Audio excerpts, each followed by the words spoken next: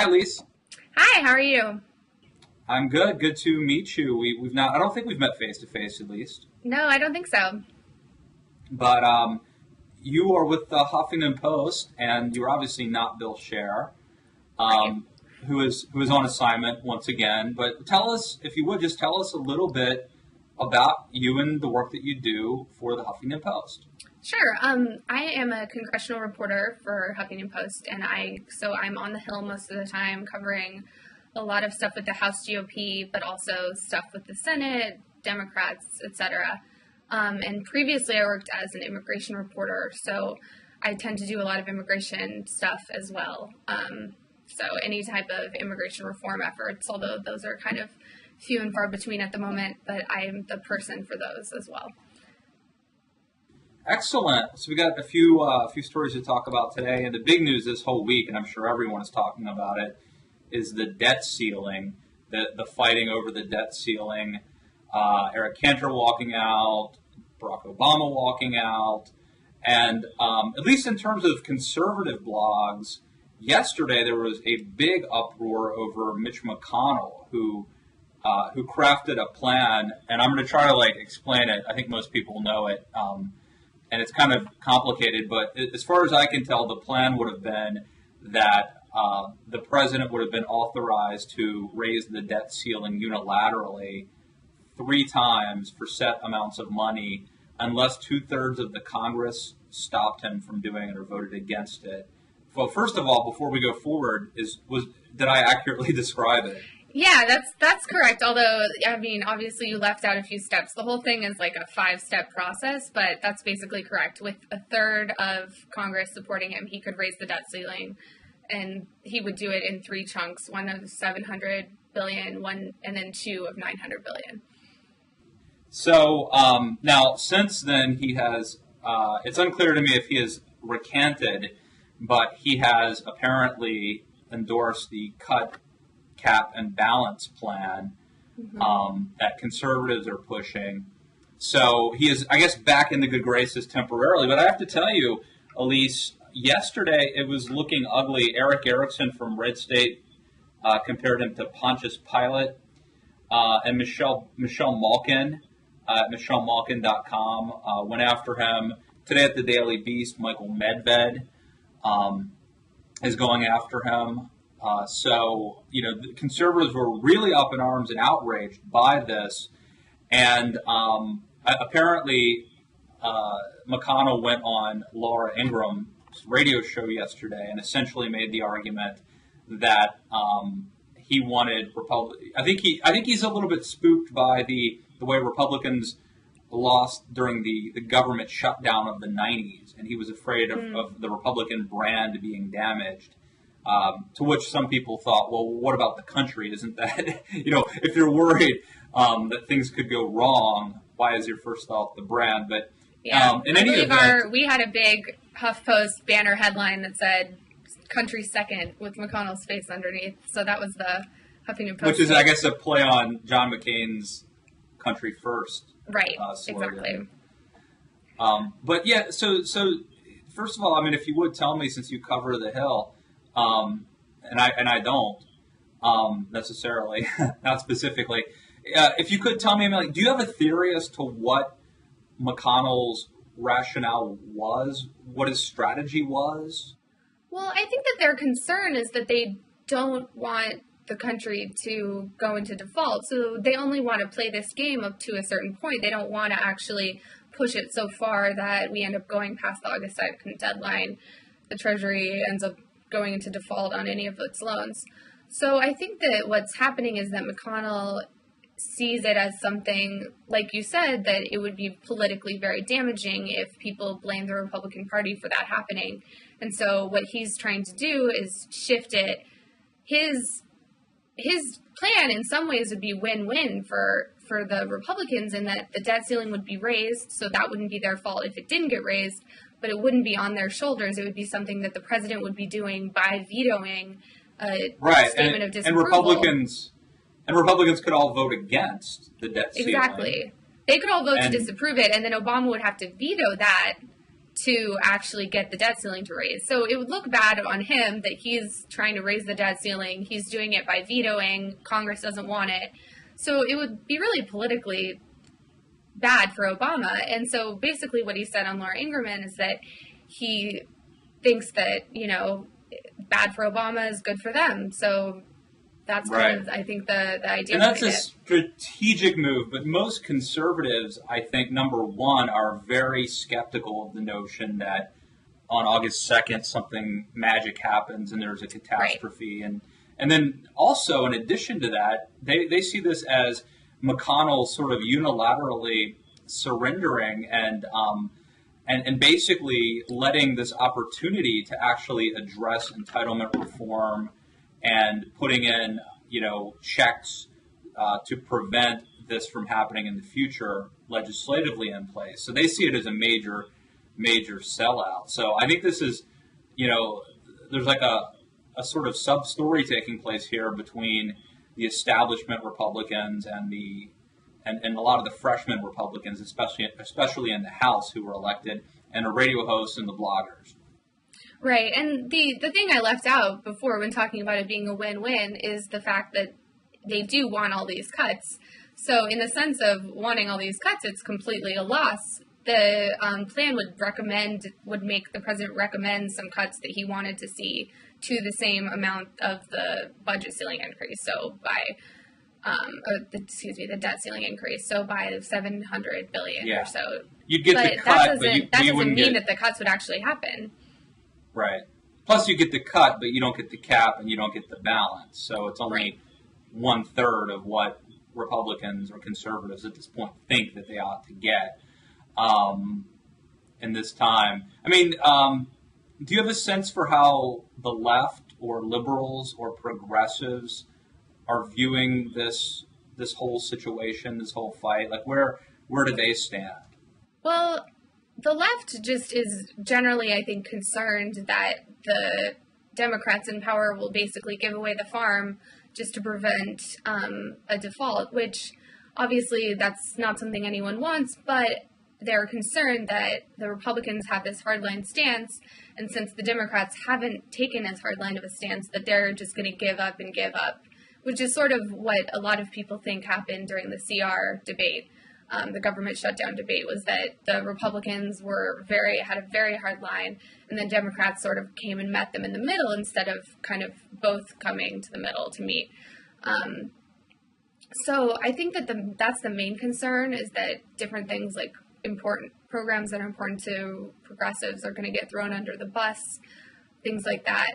But a lot of people on the left, interestingly, have been sort of pro this McConnell idea, partially because it would mean giving up the bargaining power in terms of getting all these spending cuts. So Reid, at least, has said that he was really heartened by what McConnell said, and he kind of commended McConnell for making that statement.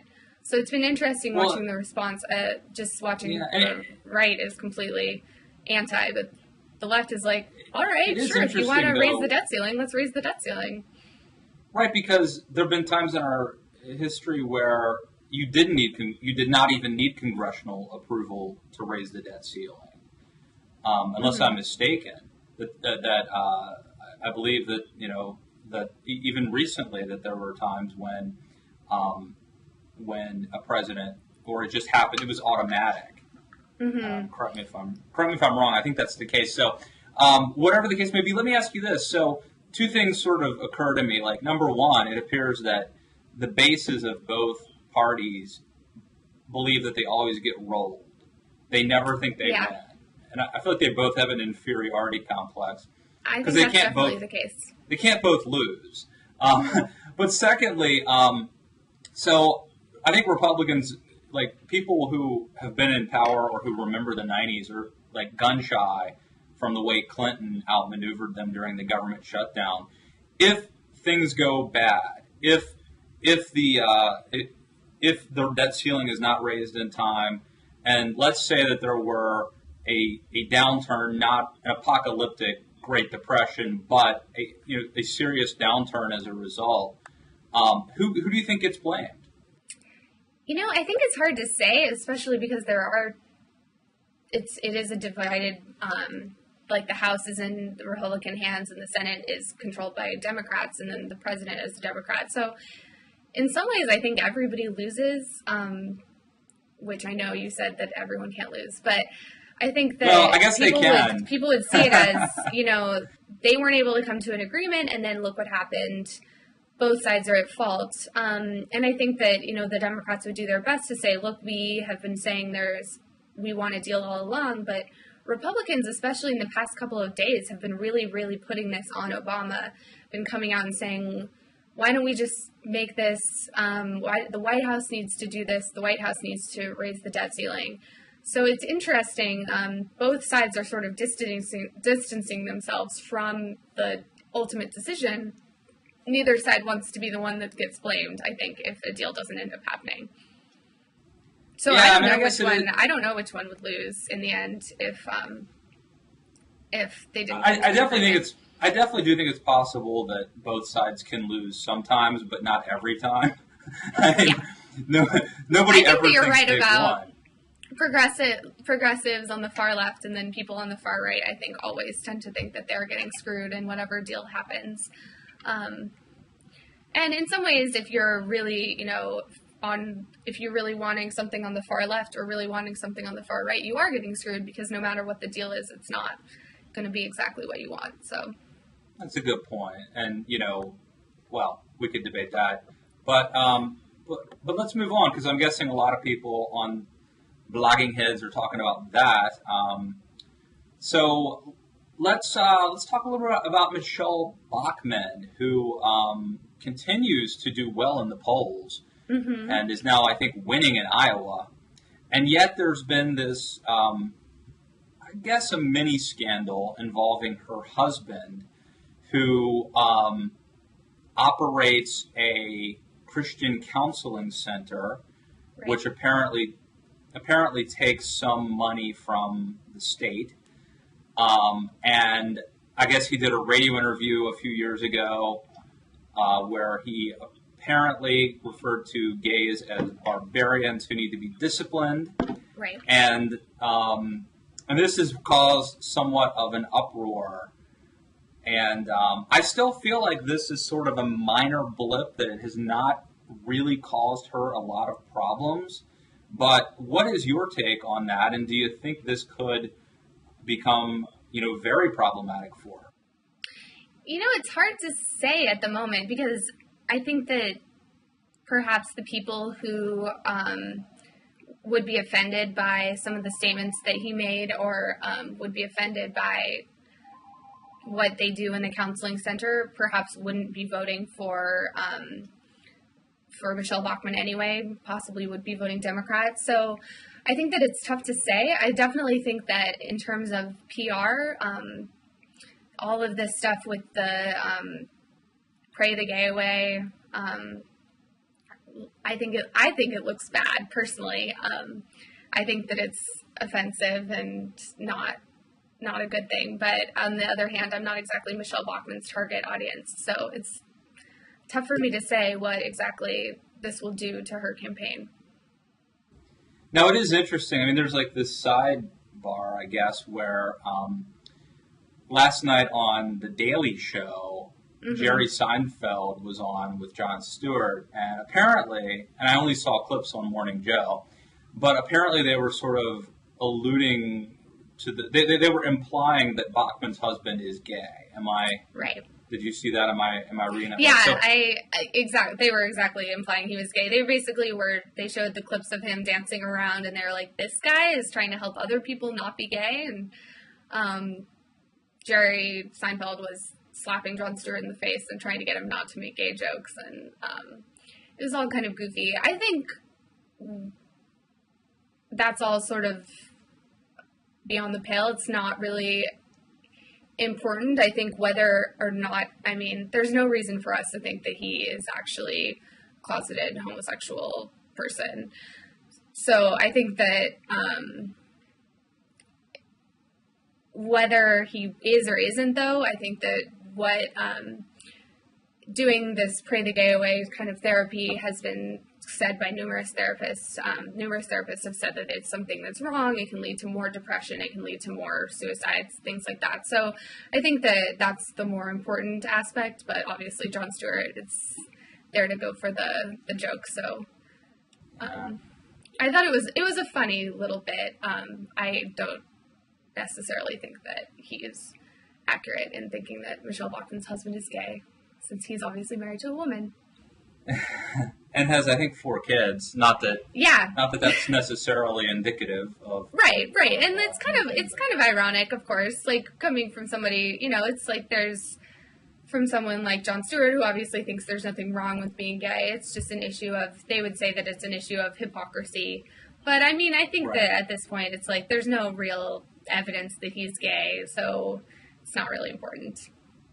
Well, it'll be interesting to see how this plays out. I mean, I think you're wise to say that the people who are offended by this aren't her target audience, and you could even argue that this helps her in the Republican primary in Iowa.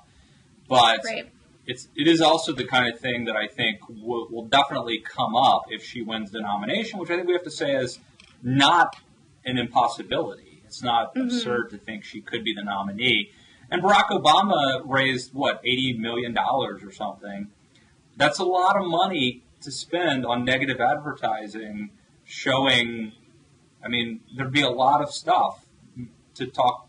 There'd be a lot of oppo on Michele Bachmann. She did a lot of TV. She did, she was elected in 2006. There's a lot of hardball appearances and other shows. Aside from this stuff, one definitely imagines that they would, it would be very, because Obama doesn't really need to introduce himself to people. People know who he is, but they don't know all the stuff about Michele Bachmann yet. So it could be very interesting. And so I don't think this stuff hurts her right now, but it will definitely be an issue if she wins the nomination. Yeah. And I think it would do you think that it's possible that she will win the nomination? Do you think that? Absolutely. I mean, I'm not predicting that she'll win, but I think it's entirely possible that she could win. And I would say that at this point, if Rick Perry and Sarah Palin don't get in, then I put her chances at 50-50. If it's her and it's interesting because on the Hill she's sort of marginalized. She's not in leadership or anything like that in the Republicans. And I think that the sense around the Hill, at least among the people I talk to, and this might be inaccurate, is that she's not really likely to be winning anything, that maybe she's in it only because as like a, FU to Republicans who didn't put her in leadership, or she's trying to raise her profile, she's hoping to be vice president, but you don't hear that much talk about her actually becoming the nominee. So it's just interesting to see sort of the difference between the two viewpoints on her. Well, and I do think that, and this isn't just establishment people. I mean, as much as you can be a member of Congress and not be the establishment, but apparently she is. But even conservative offices I've talked to on the Hill don't like her. Right. There are a lot of people who don't like her on the right, it seems to me. So I agree that there are a lot of, that she's not widely respected even by conservatives if they were being honest on the Hill. But I also think she could still win the nomination. And I think the people on the Hill aren't picking the nominee, so exactly. It doesn't much matter. Exactly. So I think that's just something to keep an eye on. She's had these sort of, I mean, I don't even know if you call them all gaffes, but these things about her have come to light. This isn't the only thing, and there will probably be more. But overall, I mean, she's really done a good job since the debate in New Hampshire of being very disciplined, and there was the one gaffe about John Wayne Gacy, which was not good.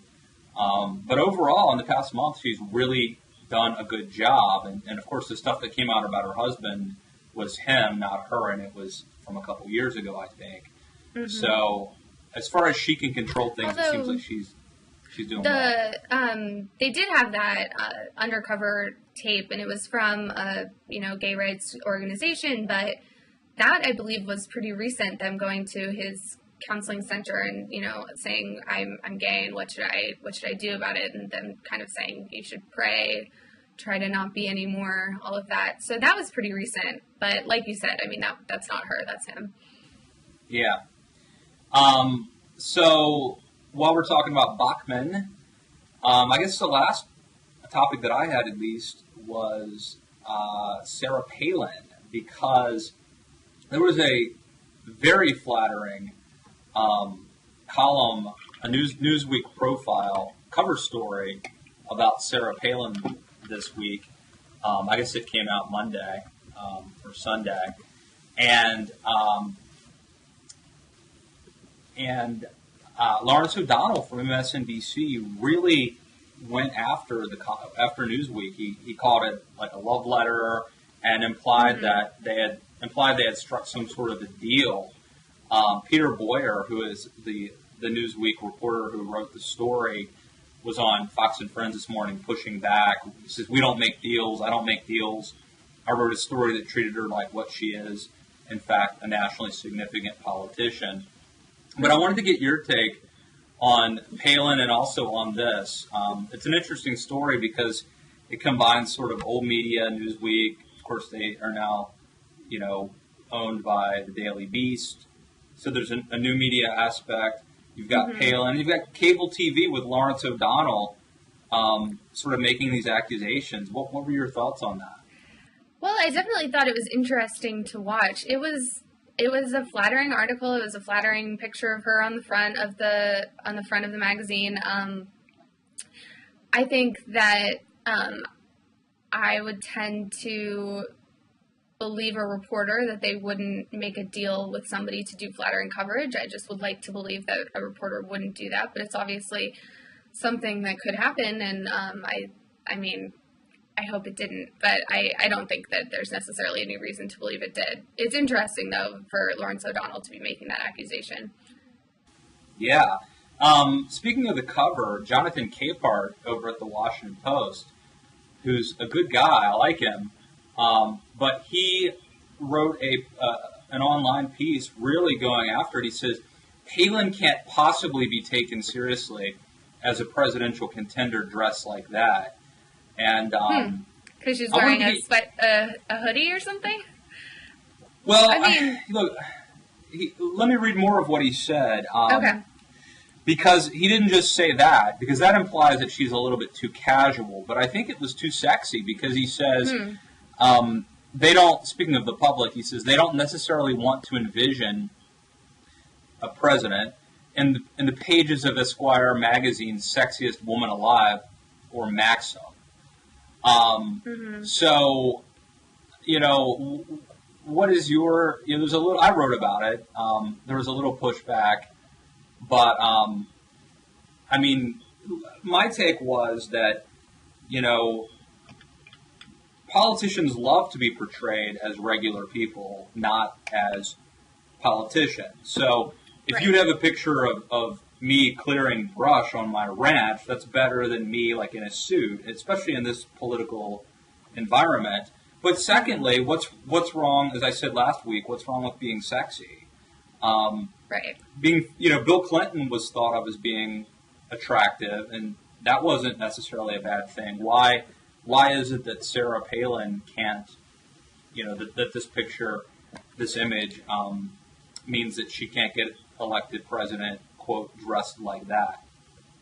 I mean, I think that that's just kind of a stupid argument. I mean, I think that there are plenty of people who would say that there are lots of reasons why Sarah Palin can't or shouldn't be elected president, but I don't think that her looks are one of them. I think that, I mean, I hate to play the sexism card, but I think that that's frankly sort of a sexist argument, to say that she looks too sexy to be president, to look presidential. I think there are lots of people who think that Obama is sexy. And so it's really what possibly people think about someone's looks. Possibly Michele Bachmann's husband, who, well, we don't know. We can't confirm. Right, exactly. We have no idea. We're not sure. I think I'm too sexy for this Blogging Heads episode. Okay. Yeah, I think I am too. So anyway, but so your take though is that I thought the cover was fine and made her look good and was appealing, and apparently Lawrence O'Donnell did too.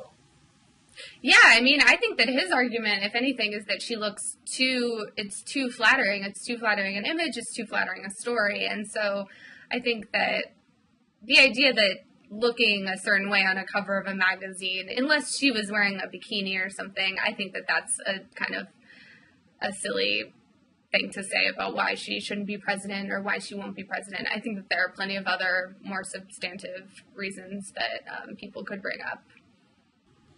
Well, speaking of people who are running for president, I lied. I do have one more thing, which is a story that I sort of broke. I think I was the first national writer to put it out there. Was Herman Cain's gospel album. Oh, hits the web and our hearts. Did you have a chance to listen to any of Herman Cain's? I didn't. I read about it on Twitter a lot. I read a lot of live tweeting of listening to it, but I actually haven't listened to it yet. I heard that it's not bad. Is that right? He has a really good voice. He actually does. I would believe that. He has a good speaking voice. Yeah, a lot of resonance. He's a very good singer. Apparently, the funny thing is, apparently, this is an album he recorded 15 years ago, and it finally, someone finally put it up on the web, and I spotted it, and it took off from there. And I want to especially thank the people who actually credited me, like Dave Weigel, who mentioned me, and Mediaite mentioned the Daily Caller, because a lot of people didn't. A lot of people just took it and just pretended to find it. Did not mention me. I'm guessing that never happens to you. People do that. I think it happens to everybody. So, well, let me ask you. Looking ahead, what are? Well, let me ask a little bit more about yourself. So, how long? Where are you from, and how long have you been at the Huffington Post? I've only been here since December. Before that, I was at the Washington Independent, which is now defunct. But I'm from Colorado originally.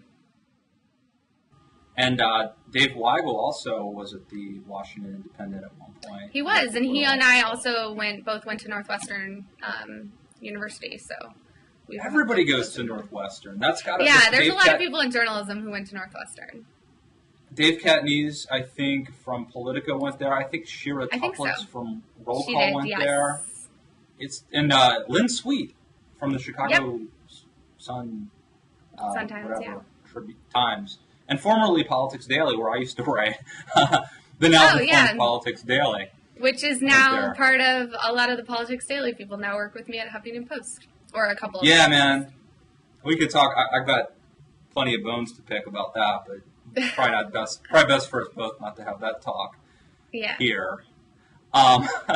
So what should we be watching out for this week? Is anything? I mean, obviously the debt ceiling, but anything on your radar that we should keep an eye on? Honestly, I feel like it's just, at least for me, just debt. It'll be interesting to see if anything comes out in the next day or two before they end up doing meetings all weekend again. And then, we're getting closer and closer. We have it's 3.5 weeks now to August 2nd. So it's going to be interesting to see if they put in place anything to sort of extend that, make it so that August 2nd isn't such a drop-dead deadline, or if they end up coming to a deal. So that's pretty much what I'll be watching, but I'm sure that other things will come up. Yeah, you never know what's going to break as a blogger. In fact, just talking to you right now, who knows what happened, while we've been offline. Exactly. Now, where can people, if they want to learn more, keep up with you, keep in touch, where should they go, other than the Huffington Post? They can go to my Twitter, which is Elise _Foley, Foley. And I guess that's about it. Excellent. Well, Elise, it was great to meet you and talk with you. And you too. Look forward to keeping in touch and hopefully having you back on the Weekend Blog very soon. Thank you for co-hosting with me this week. Yeah, thank you for having me. All right. Bye.